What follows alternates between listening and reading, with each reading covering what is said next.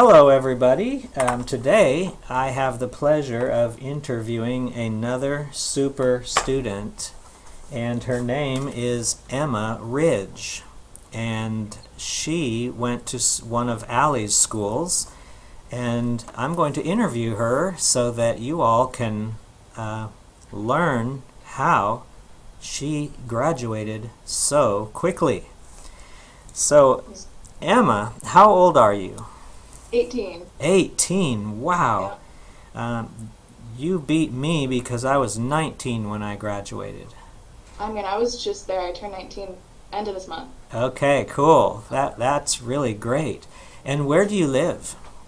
Florida, near Daytona. Florida, Daytona? Yep. Near Daytona? Okay, very nice. And how did you first hear about court reporting? My aunt is actually a court reporter, but I had no idea what she did for so long. I thought she was a news reporter that went to courtrooms until I was 14. How funny.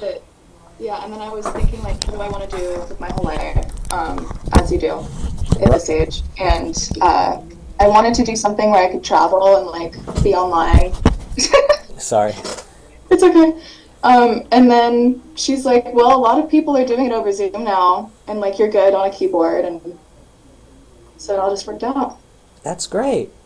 And what made you choose Allie's school, and which school was it?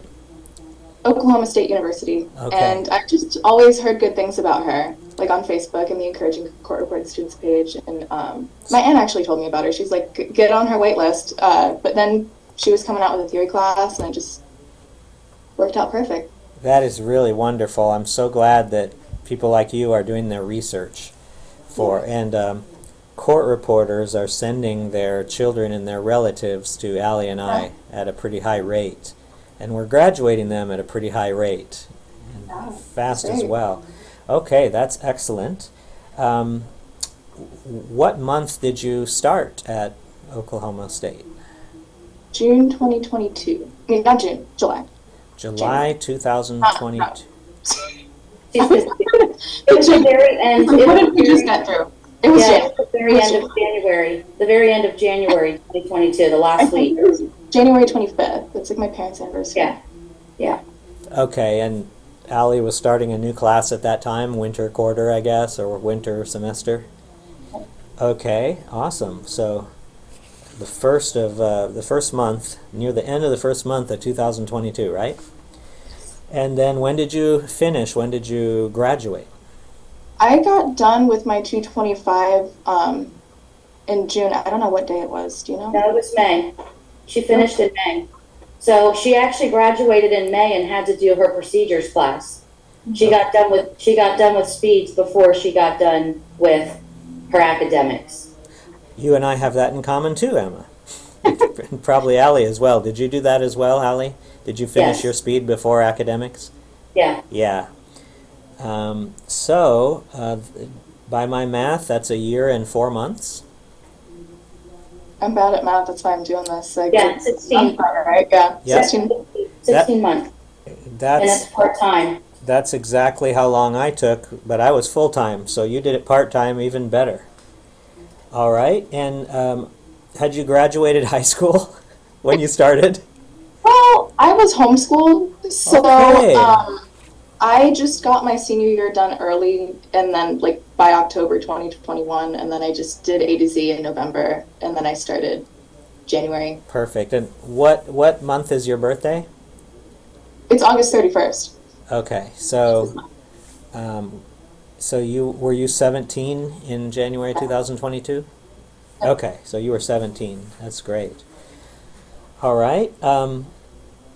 Today, what is the status of your certification? Whatever you want to do, what you have done. I've taken all the skills tests for the RPR, passed them all. Oh, great. Didn't pass the written test, so pass the written. Didn't. Right. But I'm going to work for the RMR after this, and then the real-time one, CRR, I think. Excellent. Yeah. You're going to go as quickly as possible. That is wonderful. So we're going to try to see if she could be the youngest RMR ever. We don't know. Yeah, Ed Varallo was 19, is what I heard. Really? Yeah. 19 in how many months? Huh? 19 in how many months? That Get competitive. I'd have to ask. But I do think you can beat that. And yeah, I definitely think you can beat that. How old was Rose when she got her RMR? She was 21. Okay. Yeah. All right. Okay, great. And Allie told me before we started that she thought you were mostly interested in doing remote depositions. Yep, I am. Excellent. And will you be working possibly with your aunt or something else? I intern with her a lot actually. But I with her like with the same firms, you mean? Yeah. Oh yeah, she's like trying to get me in. One hasn't emailed me back for like a month, so like I just decided I'll go to the convention. I'll meet some people. I met a lot, so worked out well. I'm waiting on hearing back from them, getting started work because I have not worked at all yet. Okay. Are you talking Florida convention or NCRA? No, the NCRA convention. Okay, so you came to Houston here. Yep. And you and I were going to meet. Did we meet? I ran into you Okay. in the expo hall. Okay. No, Excellent. I met so many students, and it I went so know. fast that It doesn't surprise me that you wouldn't remember that. we should. If we took a selfie, I would remember because I took Yeah, selfies with a bunch of students. I'm sure you had enough of that. Oh. All right. So, how many jobs have you gone on approximately? Like interned on? I suppose just either sat in on Zoom or actually went in person to a job. Well, the only time I went in person was when I was visiting in Tulsa, actually. Okay. Her past student, she took me in, and we went to the courthouse, and I saw the criminal docket, which was crazy. It was a really crazy year. Wow. A murder sentencing. And they were all saying it's the worst case they've ever seen. Like, it was... Oh, it was, gosh. but besides that, I've just only been on Zoom. I don't know like how many times. It's kind of too many to count at this point because it's just a bunch of little depositions. You know. Okay. And how do you like it so far? I love it. Yeah. It's Okay. All Yeah. right. That's exciting. Did you have a job that you did during school? Yeah, I've worked at Publix since like 2020. So got And my age right here. and how many hours a week were you working at Publix while you were going to court reporting school? When I was in theory, I worked basically every day of the week except for Tuesday, Wednesday, and Thursday because that was school days. And then once I got to like 200, like around spring, I switched to just weekends. And now that I'm home getting ready to work, I'm going to go just Sundays until I decide to give it up because I'm kind of attached. Right. Understandable. So, Mark, another thing that's important to note is that Emma was actually finishing up her senior year of high school while she was learning theory. So she graduated from high school the spring after she started court reporting school. So she actually had a little bit of overlap. Excellent. Yeah. I love that story. And there's something I've been wanting to do, and I just have never done it. I need to go to the Texas and possibly national homeschool conventions, and because I think homeschoolers would be a great place to get excellent candidates. I agree. Because they're better educated all around. Yeah. They're like self-starters. You have to do that. Yeah. Yes. Yeah.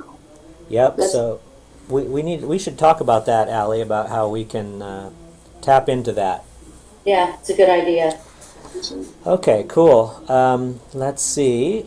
What chapter did you get through in the Magnum Steno book?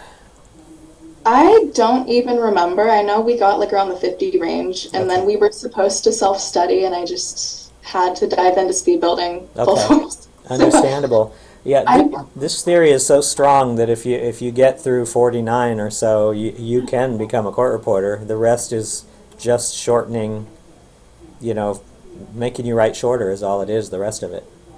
Go ahead, Emma, sorry. I told myself I'll go back through it whenever I'm working, and shorten it up even more. So, Cool.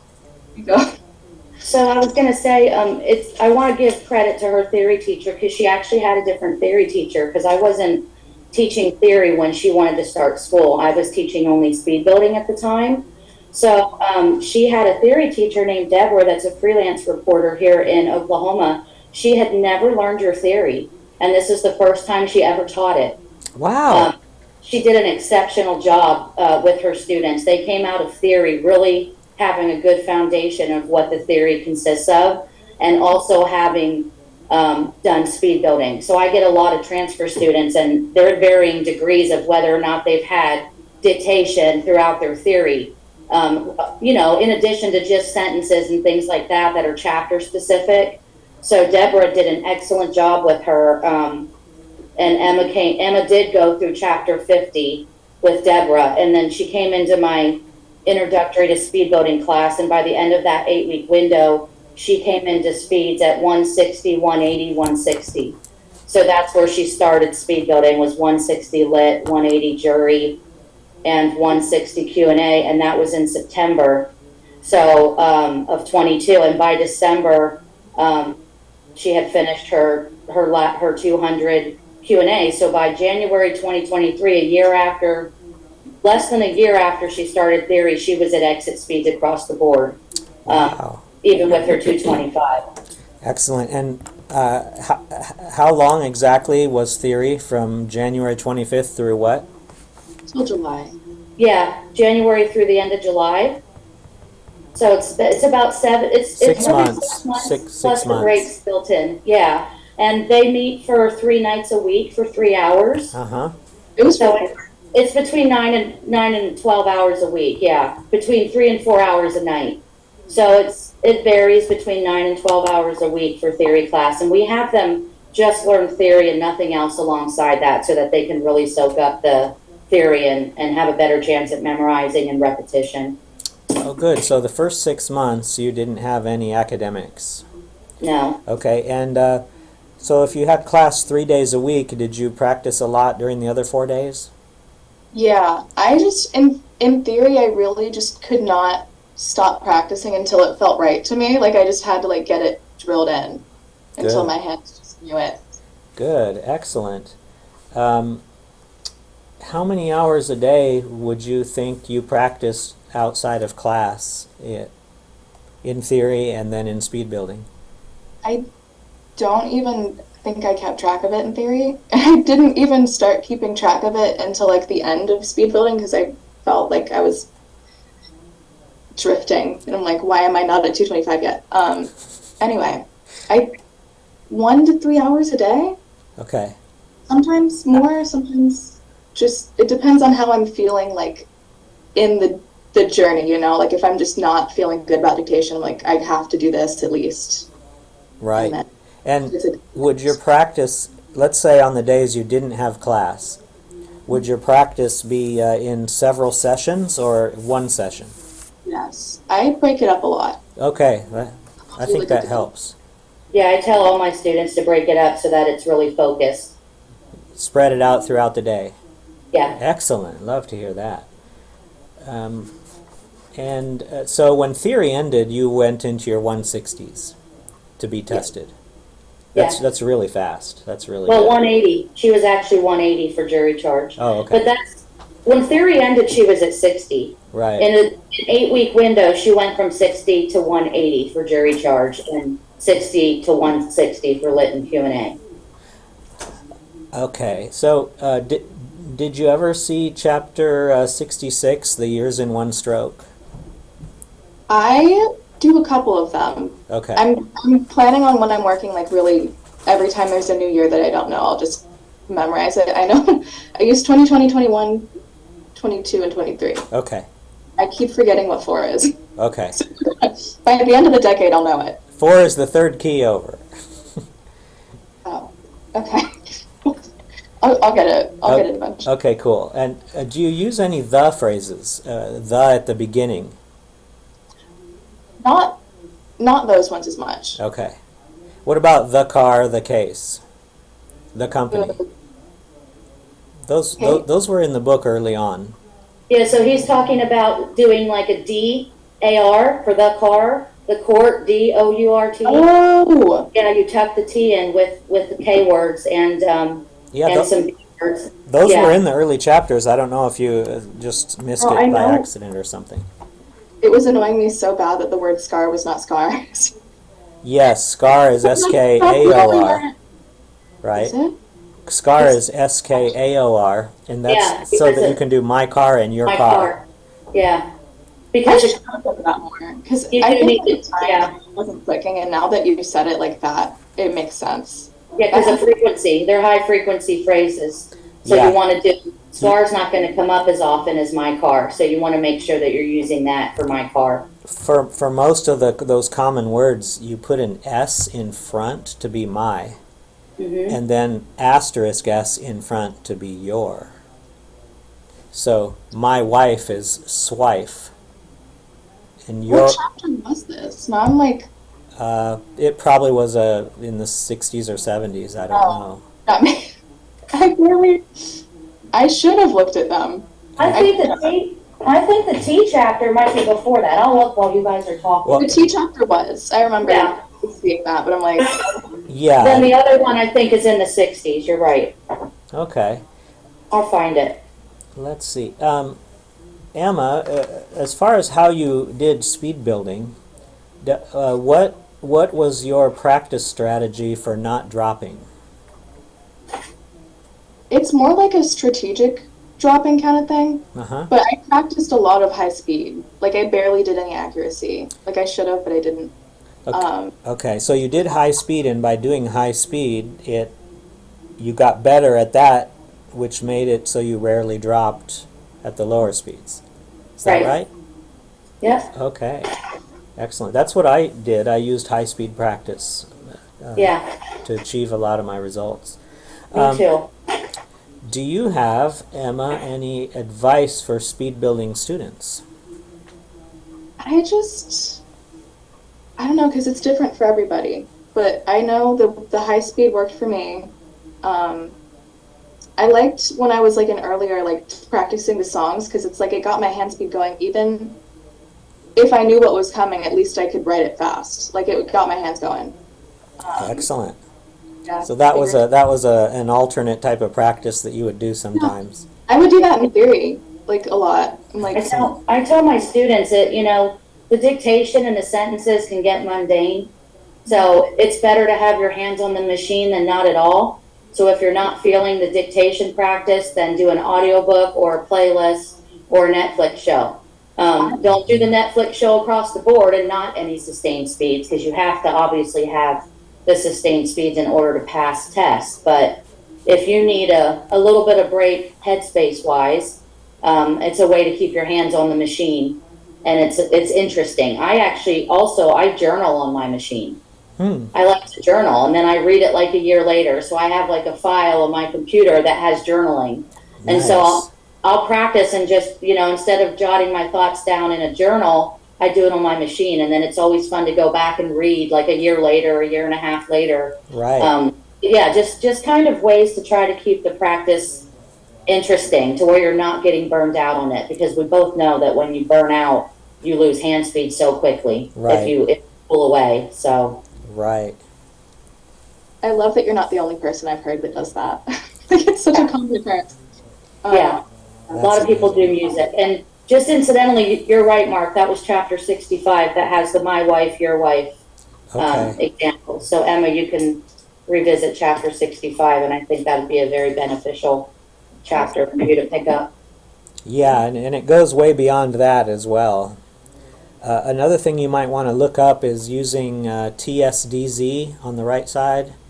That's for this, right? Yes. Yeah, I do use that. Okay, well, you can also use it for to put in front of a state or in front of a city. So Florida is FLA, right? Isn't Florida FLA? Yes. So it would be... In Florida, you stick TSDZ at the end of Florida. Wow. Yeah. I'm so bad with my states. I know Florida, but... Okay. Oklahoma. Yeah, you want to learn your states in one stroke and then put TSDZ and it's in. Yeah. And then what you want to do with it as well is, do you know how to do living room, kitchen, bedroom, bathroom? Okay, so you put that at the end of those, and it becomes in the living room, in the kitchen. Oh, I love that. Yeah, in the bathroom, in the car, in the truck. You see? So you can go really far with that. It's super amazing. And then if you do it with something like ground, then it's on the ground, because that's more common. Yeah. And if you want to do in the ground, you have to do an asterisk, because that's less common. Well, then you can do on the floor, because we don't do in the floor. No. So on the floor. If you do roof, that would be on the roof. Wow. If you do it with sky, it would be in the sky. Yeah, that makes sense. You see? So you can really run with that. It's super amazing. Yeah, that sounds great. I mean, I love your theory. I just like, whenever I got to like speed building, I was just like, I can't, the fight or flight cannot contain more briefs, you know? Yeah. I was like, I'll get it when I start working. Yep. But now I'm finally there, and I'm so excited. Excellent, excellent. Well, I've asked my list of questions. Allison, is there anything you'd like to add? Well, Emma, did you play any musical instruments growing up? I forgot about that one. I think that's important. So let us know if you played any musical instruments and or video games. Yes, I played the piano. I've played since I was like 12. And the video games, that's where I think I got all the dexterity from. I played Minecraft like, because I was homeschooled. What was I going to do, go outside? Yeah. So I'm noticing gamers have as much talent on the machine as piano players do. I have students that have games since they were like 7, 8 years old, and just that hand dexterity from the controllers, they're ultra talented on the machine. I had a PC version, so I never even had a controller. I was just straight up. Yeah, there you go. You have that hand dexterity from the keyboard. And, you know, Rose played the piano, and Joseph, who Mark's going to interview tomorrow, plays the guitar. So there's a correlation, at least in my students that get through the training the quickest, that have played either musical instruments or they game or both, you know, and really have an edge up over with the hand dexterity. But something important to know about Emma, there was a little window after the first of the year where she got a little burned out and really kind of pulled back from testing. If that wouldn't have happened, she would have actually finished her speeds a lot quicker, I should say. You know, it was just a normal burnout because she's dealing with, you know, work and testing and speeds and trying to move through it. But it wasn't a long period, but like she did get to exit speeds by December. Had already passed her first lit Q&A and her 200 by December. So she kind of took from December, or beginning of January through May 23rd is when she got her last test, to catch up, you know, but there was a little bit of time. Wouldn't you agree, Emma? It's not that you were getting burned out, but you weren't. I don't know, I blocked it all out. Yeah, so maybe you just had some other things going on, but you just, for whatever reason, you pulled back a little bit. It's not that you weren't doing your work. You just weren't as gung-ho about getting your last few tests out of the way, I think. No, but I was. It's just like, it was all like internal. I was like, why am I not? So you got inside your head? Did you get inside your head? Because the longer I didn't test, the worse it was every time. Yeah, that's what I tell my students. I say, like, why am I not doing it? Yeah. Mark, I tell my students that unfortunately speed building is the opposite of weight gain or loss. You gain weight easily and it's hard to lose it. You lose speed easily and it's hard to gain it. So I tell them, be very strategic in how much of a mental health break you're choosing to take, because when you're already having problems with your headspace, whether it's that you're doubting whether you can do it or you're just, you know, seeing a period where you have several failures in a row and so you get down on yourself, the worst thing you can do is pull back and stop testing, because before you know it, you've lost 40 words a minute and then you're having to claw your way back up and it's frustrating. So, yeah, you never really stopped testing where you just didn't test at all. I think there was just a period of maybe 6 to 8 weeks where you were doing fewer tests than what you were normally doing to get your results. But I mean, you ended up at a good result anyway. She did qualify for both the 140 and 1 and the 225 and 2 Project Steno awards, which those are $1,000 each. And you got paid, right?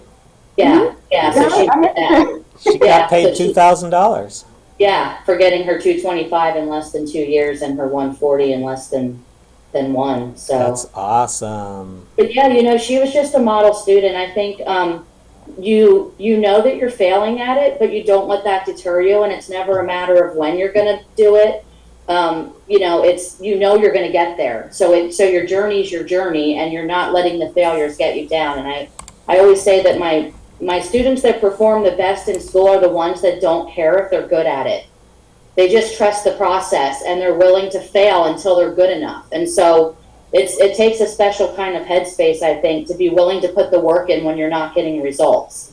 But those are the students that we're seeing graduate out early. They just keep at it, and they're tenacious, and they don't let the failing stop them. It's more a tenacity thing, like, oh, well, I got an 88. That means I'm close to getting a passing score. I'm just going to keep pushing, you know, that kind of thing, instead of maybe a different type of student that sees that 88 as a huge failure, and then they spiral downward and don't want to perform for 2 or 3 months, you know. Yeah. That's what happened to me. Yeah, I mean, it happens. When I would test, it would be like 70, 80, close to 90, and then it'd just go down again. So it wasn't until I started keeping track of every single score that I was like, oh, then I can pass. And that's when I passed. Well, and I can say that my students very much have a love-hate relationship with EV360. Because I think I've heard some of your students say the same thing before, Mark. It's a good thing that the tests are challenging, but some of the voices, the cadence of the voice can be very difficult to test with. I have some students that they get, the test starts and they're like, oh, there's no way. Because they know if it's a certain voice, you know. So one thing I've implemented in the last year really is my own testing package. So I've built my own testing package, and my students have that built into EV360, so they're able to test with just my dictation, which is what they're used to in class, albeit the Q&A is all one voice. So they're passing out of school maybe with just my voice dictating the Q&A for the test, you know. So that's one thing that's really helped them. And then one thing that I really do, but I don't do it with any kind of regularity because it kind of defeats the purpose. I will, if a student's really struggling to pass a speed, in the middle of my class dictation, I'll embed a test, but they think they're practicing. And I don't tell them till afterwards. And 99.9% of the time they pass. Wow. So I will dictate it live in class, and say I have a student stuck at 160 for like 6 months. I'll dictate a 160 jury charge or a 160 Q&A, whatever it is, but I don't tell them that it's going to be a test, because then they're like, oh my gosh, this is a test, and they get nervous. And it's just more proof that this really is all about your headspace. And your hands really, they have very little to do with it. Your hands know what to do, but your headspace has to trust that process and kind of stay out of the way and understand that when you're testing, your hands are in charge and not your head. Right? Because we don't want to overthink everything. So I'll just have my dictation class, and I'll be dictating at like 200, 180, and then I do a minute of 160, and then I embed a 5-minute test in there. And then I tell them at the end of the 5-minute test, now that was a 5-minute test. If you're testing at 160 Q&A, you can go transcribe it and leave class early. And then they transcribe and submit it, and then I have to hand grade it. Obviously I can't run it through EV360, but that really helps a lot, because they don't automatically hear, oh my gosh, this is 160. And I think one thing that Mark and I both do that's really important that people don't think about is that when we do our dictation, we don't tell people what the speed is until after. Like when you dictate for your Magnum Steno Club, you tell us the speed that it was after. Technically the videos, it might say like 247 if it's one of the 1-minute takes, but we don't know up front. So we don't have, immediately our headspace isn't going, this is going to be way too fast for you. You're never going to be able to keep up. Why are you even trying? So that's the same thing I do. When I have the dictation, I'll do a range, but I never say, okay, this is going to be 225, for 5 minutes or whatever. I tell them afterwards. If if you felt like it was very challenging, it's because that was, that was 5 minutes of 240 jury charge or whatever it ends up being, and they're used to 220 or whatever. Right. So yeah, so that's just some things that I throw in there with the testing challenges that really seem to help. All right. Well, that was an excellent interview. Thanks again, Emma, and thank you, Allie. You guys are both super amazing. And I'll end the recording, and hopefully everybody enjoyed it. Well, let's all thank you for the theory, Mark, because Thank you. you're super amazing to have the theory in the first place. Well, thank you very much.